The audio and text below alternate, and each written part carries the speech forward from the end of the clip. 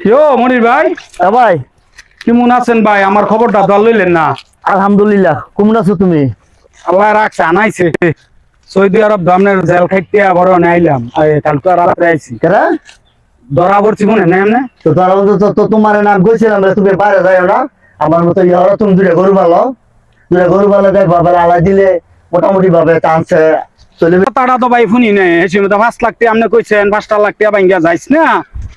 দুইটা 4টা গরু ভাল দিয়েছেন বিদেশেতে, অনেক টাইডিও লস করে এলাম আর নিজের জানটাও শেষ করেছি ভাইয়া। অনেক কি করতাম, মনে চোখে মুখে কোনো ভূত দেখতাছি না। ওই যে দুটা গরু 3 লাখ টাকা কিনছি, এই যে 16 কেজি দুধ দোয়াই এনার মধ্যে, এই যে বাচ্চাটা 16 কেজি দুধ দোয়াই, এর মধ্যে 300 টাকা খরচ আছে, 1200 টাকা ডেলি থায়।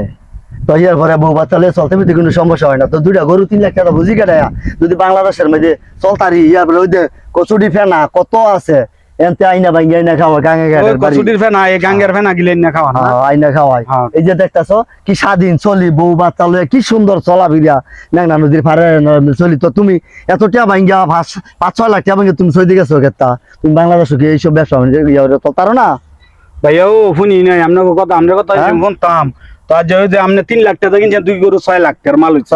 ওই যে আবার বাছুর হার বাছুর হইছে, এইটাও তো বছর শেষে কত বেতন যায়? এই যে দুইটা বাছুর বছর শেষে মনে করো বেচালাই 3.5 লাখ টাকার মতো বেচালাই। ই তো বেশি কি সুন্দর চলাফেরা, কিন্তু কোনো টেনশনই নেই। আমি কিছু করি সময় বাড়ি হইলে ওই যে ইয়া দেয়, গাছ দেয়, আমি দেই সমান্তর, আবার কিছু বেশি কাজকর্ম করতাম পারি, সুন্দর চলাফেরা।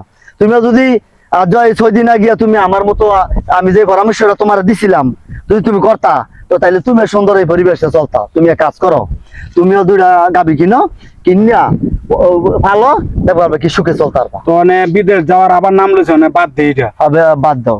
বাংলাদেশের মধ্যে তো আপনি গরু 2টা আমার কিনা দিয়েন ভালো করে। আচ্ছা ঠিক আছে।